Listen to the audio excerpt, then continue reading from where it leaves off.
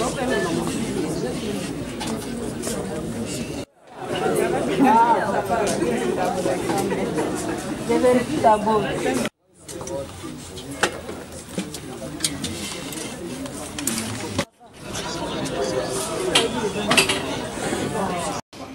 République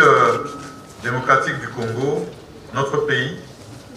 s'est engagé dans la sphère de considération des principes fondamentaux des droits de l'homme, parmi lesquels les droits des personnes vivant avec handicap. Et depuis 2015, le pays a adhéré à la Convention relative aux droits des personnes handicapées.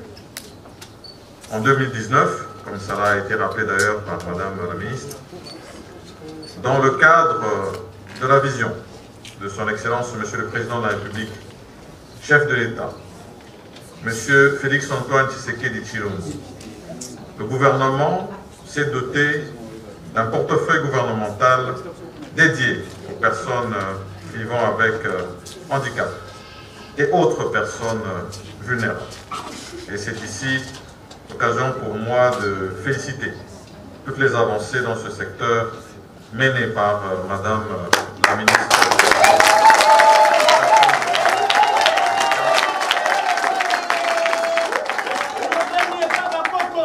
Avec à ses côtés, bien sûr, Monsieur le Ministre des Droits humains.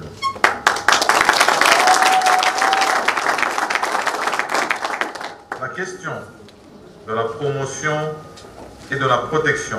des droits des personnes avec handicap figure parmi les priorités du gouvernement de la République démocratique du Congo, à travers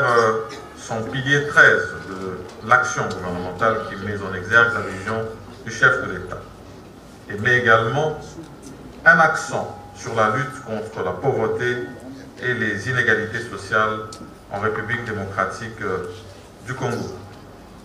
C'est pour ça que lorsque j'ai reçu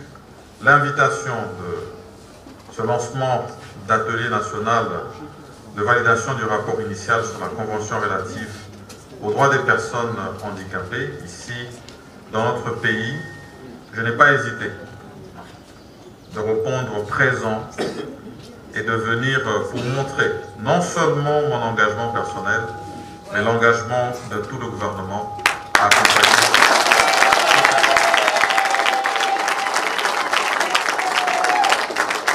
La validation ce jour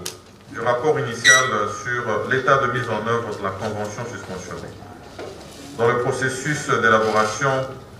a été mené par le ministère en charge des personnes avec handicap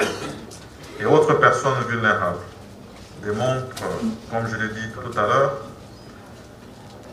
notre volonté et détermination à traduire les faits, non seulement de la volonté du président de la République, mais de tout le pays tout entier, à tout mettre en œuvre pour assurer une pleine inclusion sociale des personnes avec handicap dans tous les secteurs de la vie, conformément à cet instrument juridique des Nations Unies. Ce processus a bénéficié de l'accompagnement des partenaires, notamment le Bureau conjoint des Nations Unies aux droits de l'homme et l'organisation internationale allemande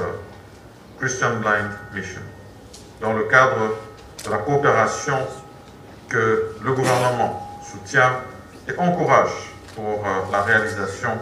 de la mise en œuvre du principe de l'agenda 2030, à savoir ne laisser personne pour compte. Et je voudrais ici remercier